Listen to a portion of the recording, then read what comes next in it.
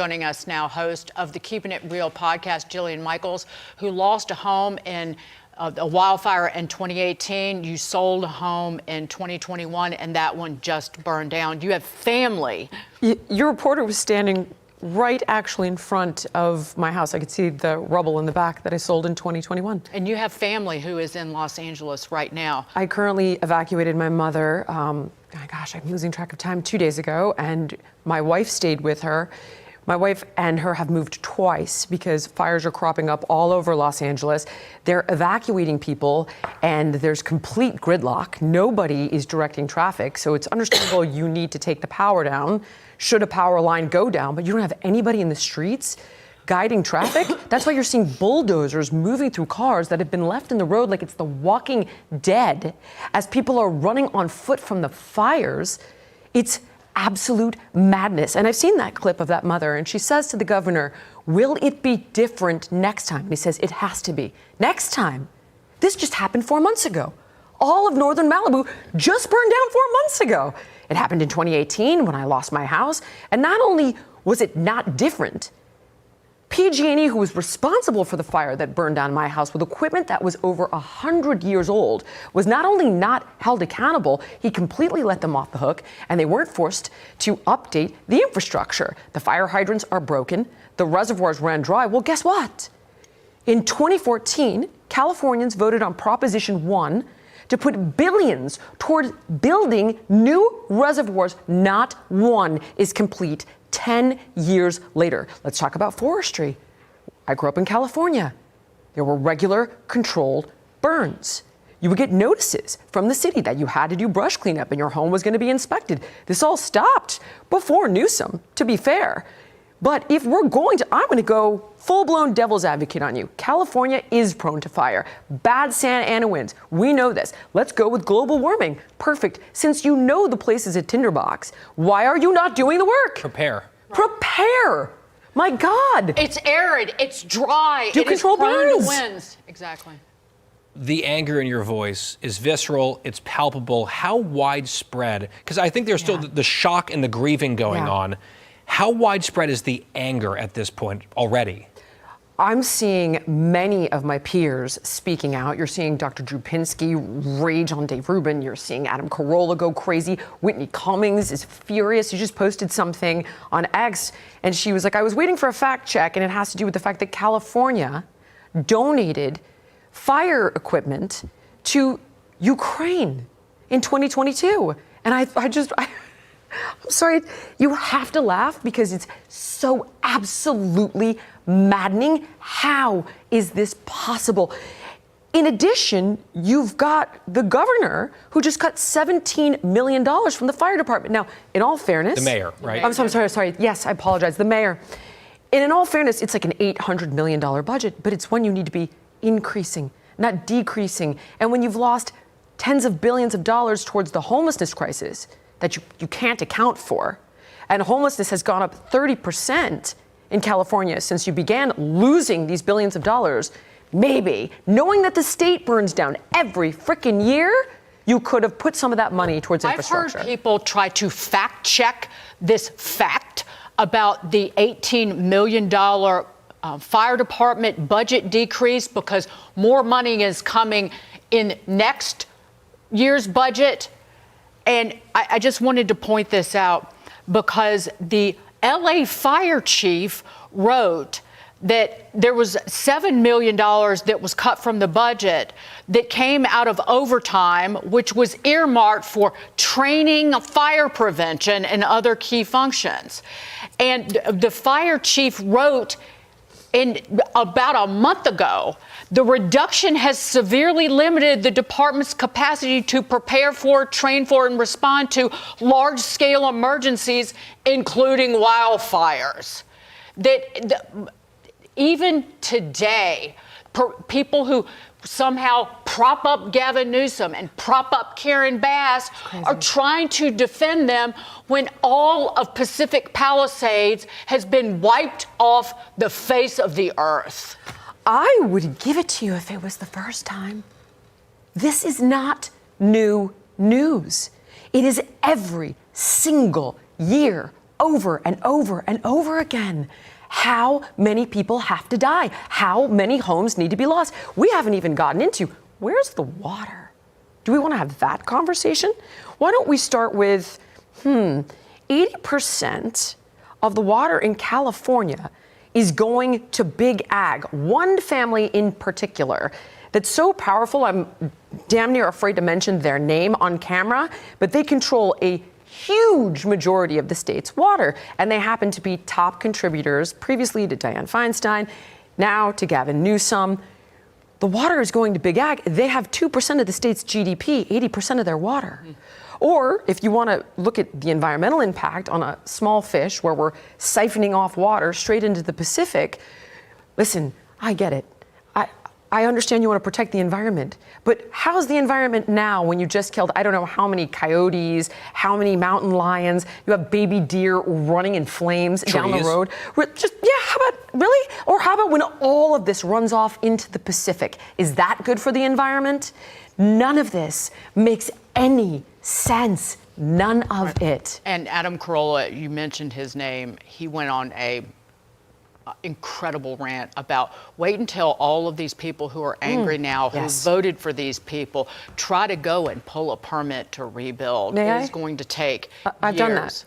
A year just to get a permit to clean up the wreckage on my home that burned down. And when I tell you, and I'll paint a picture for you very quickly, and it is gruesome and I apologize, in the pool where all of the debris from the house and everything had gone into, and animals that had scrambled into the pool that were dead, sat in that pool for a year. We could not drain the water or clean it up because we couldn't get a permit to clean it up for a year, let alone rebuild. I sold the property. I didn't want it. I couldn't even begin to imagine it. It's a very expensive place to live. They ask a lot of their citizens in terms of taxes, and it's the highest income tax rate in the nation in California. And here's some of the government Where's the money? Getting. Jillian Michaels, good to see you. Good to see you under tough circumstances, but thank you for your passion and saying things that need to be said. Thank you for having me. I Great to appreciate see it. you. We'll see you soon. And blessings to your family and your mom. Gillian, I'm terribly sorry to interrupt you, but I'm going to go back to the press conference in Los Of course. They're asking questions, and I want to hear this. Flag warning still in effect. They will resume again next week. There is no rain in the forecast. What are you doing at this point to earn back people's trust and to make sure these mistakes don't happen again? Well, first of all, I think that was addressed at the beginning of the press conference by Kevin McGowan. I would like that from you. I don't. You're the top official here. So let me just be clear. I am going to spend every moment that I can making sure that I am in as many areas as possible, meeting and talking to residents to see what is needed in the recovery. But I also mentioned that we're moving into recovery mode at the same time, meaning that we want to see the city rebuilt. We want to see Los Angeles come together. Let me finish. We want to see Los Angeles come together. People here who get these alerts, they are ignoring them. You still have red flag warnings in effect. There is a real threat here. What is your message to your constituents who are losing faith? You started this entire press conference begging people not to turn their phones off. I want the Los Angeles region to have faith in what we are doing 24 hours a day. I can say on behalf of our first responders, from the fire department, the police department, we are doing everything we can to bring the situation under control, and success has been reported. We know that we're going to have a possible increase in the force of the winds at the beginning of next week, and getting Los Angeles prepared, doing everything we can to save lives. That is our #1 job, to protect people's homes, to protect people's businesses, and to prepare to rebuild Los Angeles in a much better way. We're going to stand united, we're going to stand together, and we are not going to allow politics to interfere, and we're not going to allow people to divide us for political gain. Thank you. Thank you, Mayor Bass. One over here. Bobby Castro from Good. Gillian Michaels, you've been watching this. Outraged. We're going to get prepared. What do you mean you're going to get prepared? You should have been prepared. We're not going to allow politics to come into this. Nonsense. This is all politics. You cut the budget of the fire department there by $17 million. Fire hydrants were broken, reservoirs were dry, new reservoirs that were supposed to have been commissioned in 2014 via Proposition 1, not one of those reservoirs has been completed. The forests are mismanaged, no control burns have been done. All of this should have been in place already. And I would love to give it to you. Like, let's say that you do have global warming. I'm not an expert on this, but I'm gonna run with it. Knowing that you have global warming and knowing that California is inherently a tinderbox and you have the Santa Ana winds and it is simply a climate that is ripe for these kinds of catastrophes, how are you so grossly underprepared? And see, I'm sorry, go ahead. I want to ask, the outrage that's being expressed here is extreme. It's across the board. Is it sufficient? Will it result in a change in politics in California? That is exactly the point. That is the issue, is that even whether or not this is blue or red, I have no idea. The issue is that whether you're Republican or Democrat, it's a nonpartisan issue. You're meant to be mitigating disasters. So to me, it's purely a leadership fail. I don't care if it's a blue or a red.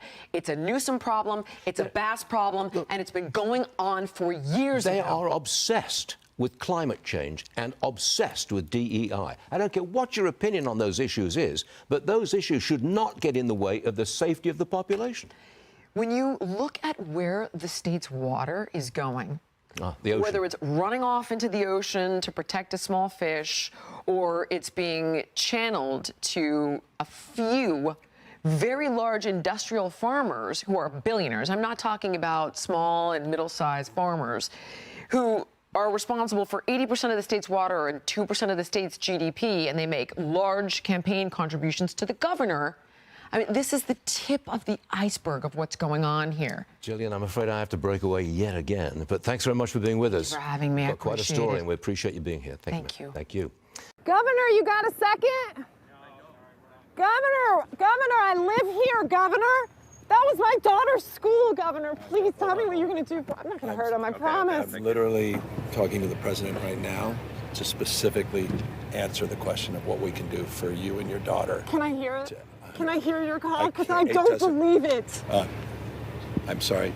There's literally, I've tried 5 times. That's why I'm walking around to make the call. Why is the president not taking your call? Because it's not going through. So Why? I have to get cell service. So let's get it. Let's get it. I want to be here when you call the president. I appreciate it. I'm doing that right now. And it's to immediately get reimbursements, individual assistance, and to help you. I'm devastated for you. I'm so sorry, especially for your daughter. I have 4 kids losing the school. Everyone who went to school there, they lost their homes. They lost 2 homes because they were living in one and building another. Governor, please tell me, what are you going to do with the president right now? We're getting the resources to help rebuild. Why was there no water in the hydrants, Governor? That's all literally. Is it going to be different next time? It has to be. Has to be. Of course. What are you going to do? I'm doing to everything fill the I can. hydrants. I would fill them up personally. You know that. I literally have. I would fill up the hydrants myself. I understand. But would you do that? I would do whatever I can. But you're not. I see the. Do you know there's water dripping over there, Governor? There's water coming out there. You can use it. I appreciate it. I'm going to make the call to address everything I can right now, including making sure people I'd are like safe. to make sure you do. Can I have an opportunity to at least tell people you're doing what you're saying you're doing? Could somebody have a contact? Can I have your contact information? Right there. Governor, can you just clean this up and fix it and move on, at least? That's what I would like to see. But will that happen? I don't know. You know, these guys are entrenched in what they do. And I think I agree with Justine. It's time for something new. It doesn't have to be an R. It doesn't have to be a D. Why can't it be someone that knows what they're doing, that knows how to plan? Ask a mom. That's all we do. That's all we do. You take any mom in California, put them in the governor's mansion, they'd probably do a better job than Gavin Newsom. I'm going to say that, and I'll stick with that statement. I really do believe if you see what these moms have to put up with and the pre-planning, I mean, and I'm pretty sure Pacific Palisades was on their radar. I mean, we've had fires there historically. And on New Year's Eve, I got another notification telling me about a fire at 1 a.m. that luckily was put out. So that one was put out, but I was ready to leave at that point. So I'm used to these. I'm used to getting these notifications and whatever, and you work with them. But this last one was so odd to not see a single fire truck, to not see a single person come up to me from an official position to come up to me and say, here, we're here to help you. You got to leave. I walked out of my house after I got a notification of a fire, and I packed up and left because the fire was right there. On my way down, I didn't see a single fire truck coming to help me. Wow. I did not see a single, but that's not their fault, Jesse. It's not their fault. The orders come from the top. You know that. No, Justine said that. You're right. You know, we're not here to bash the fire department. They're doing the best they can. It's the leadership, and that needs to change, and it needs to change fast, or else we're all going to burn alive because, you know, these things are out of control. Thank you very much, Rachel. Good to talk to you. I wish more people got in these politicians' faces. Maybe that could change some things.